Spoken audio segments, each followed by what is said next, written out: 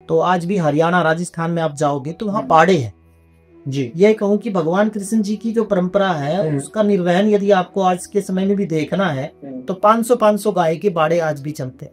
कहाँ पे? राजस्थान और हरियाणा का बॉर्डर जो है, अच्छा, तो वो बहुत अच्छी ब्रीड है, रफ एंड टफ ब्रीड है।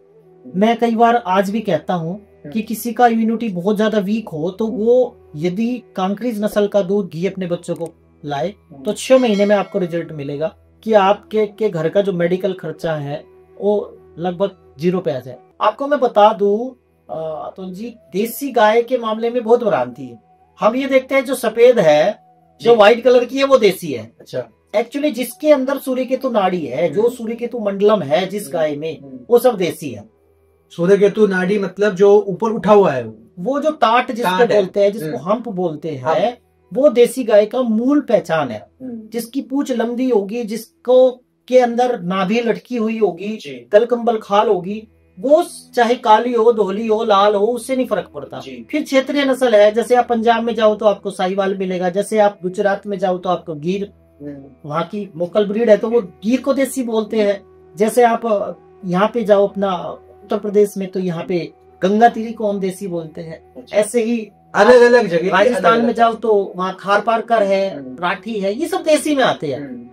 भगवान कृष्ण जी के समय लगभग हमारे यहाँ 42-50 नस्ल, सैकड़ों नस्ल थी, लेकिन अभी भी लुप्त प्राय है। 10-12 नस्ल है जो प्रचलन में है, वैसे 40-42 नस्ल है अभी जो देसी में है। ठीक। और जो आपके पास गिरी गाय है, इनमें आपने से शुरू में बता दिया कोई अंतर ही नहीं है। मेडिसिनल वैल्यू, देसी गाय के दूध में, घी में, गोमे में, गोमूत्र में हाई लेवल का मेडिसिन वैल्यू है। आपके पास तो गिरी गाय है? हाँ, मेरे पास गिर भी है, थार पारकर भी है, साहिवाल। तो मोस्टली ज्यादातर ये तीनों ही देसी है? हाँ, तीनों ही देसी नस्ल है।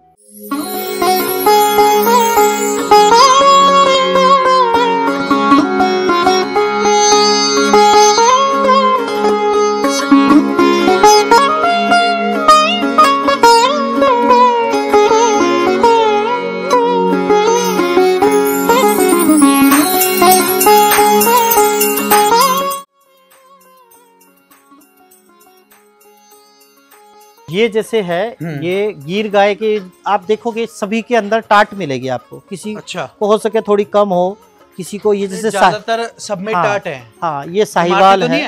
हाँ, ये थोड़ा सा अवॉइड करती है थोड़ा। हाँ, नहीं को बाकी ये सारी ये जैसे गिर की ये पहचान होती है। अच्छा, जो गिर है, गिर गाय, ये गिर गाय है। हाँ, ये ज्यादातर राजस्थान में पाई जाती है शायद, गुजरात। तो ये लंबे कान होंगे, हाँ। गिर गाय की मूल पहचान। ये देखो, ये लंबे कान होंगे इसके, बताओ एक बार। हाँ, ये लंबे कान होंगे मूलतः। देसी गाय में ये हम्प होगा। ये सूर्यकेतु मंडलम बोलते हैं। तो आजकल डॉक्टर लोग कहते हैं भाई किसी का हाई बीपी, लो बीपी, माइग्रेन वगैरह की प्रॉब्लम हो तो यही काउ कर्लिंग थेरेपी है।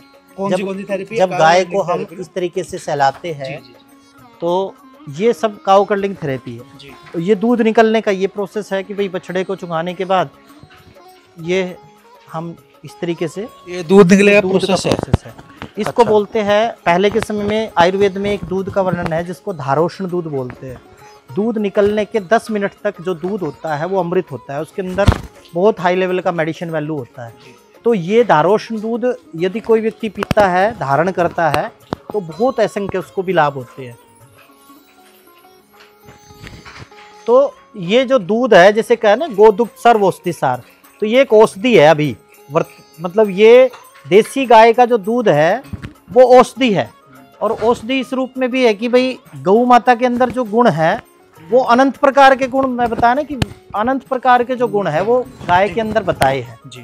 और आप ये जैसे आप देखोगे कि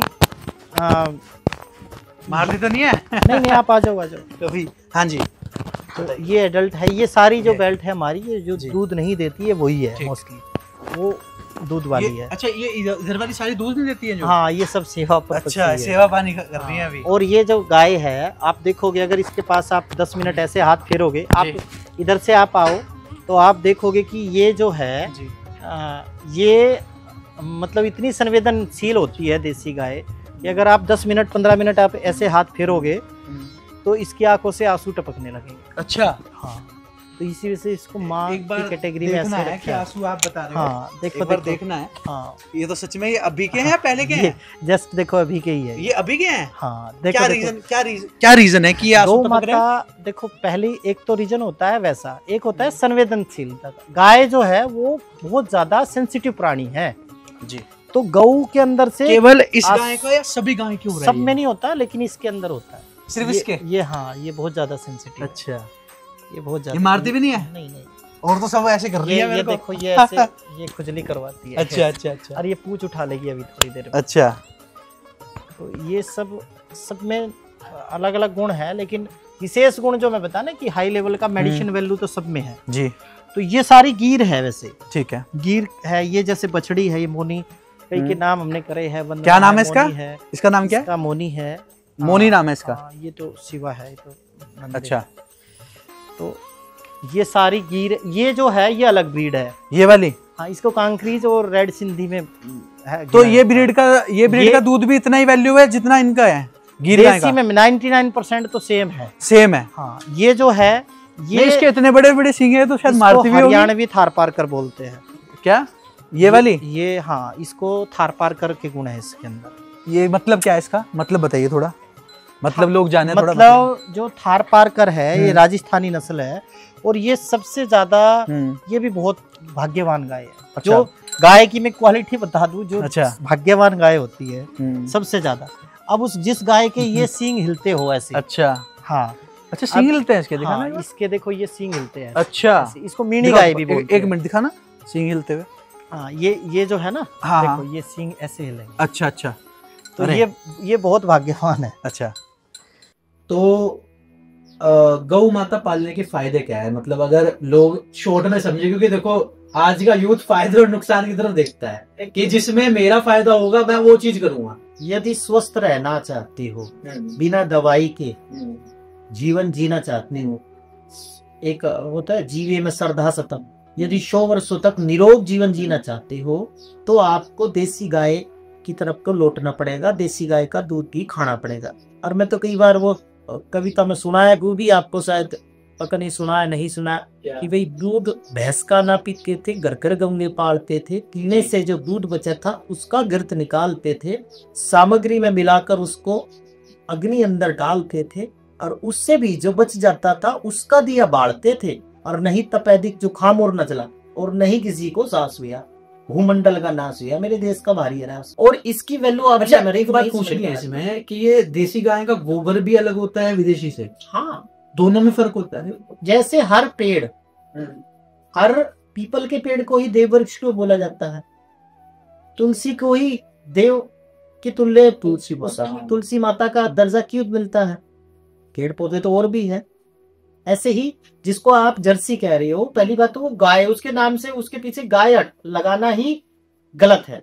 वो एक पशु है और वो घोड़े के और सुअर के, जंगली सुअर के डीएनए को लेके प्रयोग किया। अच्छा। जिससे कि ज्यादा दूध दे पशु। तो क्या फिर उसको क्या उसमें साइड इफेक्ट आ रहे हैं, मैट डिजीज और कई प्रकार की जो बीमारी है जी, घुटनों का दर्द है, कमर दर्द है, अर्थराइटिस है, डायबिटीज है, ये सारा का सारी जो प्रॉब्लम हो रही है भारत के लोगों को जी, वो ज्यादातर आप देखोगे डायबिटीज ये विदेशी गाय के नस्ल की गाय के दूध पीने से हो रही है।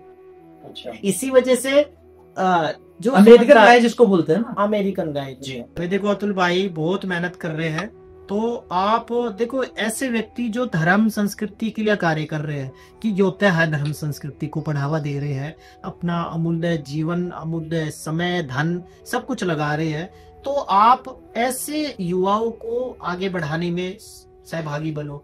और देखो धर्म युक्त कार्यों में जहां धन से हो सके वहां धन से सहायता करो, जहां मन से हो सके मन से सहायता करो, जहां तन से हो सके वहां तन से सहायता करो, और जहां एक अंगूठे से हो सके एक अंगूठे से सहायता करो। कहने का मतलब सब्सक्राइब करो, सब्सक्राइब करो। तो जितने भी देख रहे हो अभी सब्सक्राइब करो। बिल्कुल बिल्कुल, लाइक और सब्सक्राइब करते रहो ताकि भाई का उत्साह बढ़ा रहे। बिल्कुल। और भाई ऐसे ही आगे धर्म युक्त कार्यों में आगे बढ़ता रहे। जय गौ माता। जय गौ माता। बहुत बहुत धन्यवाद आपका।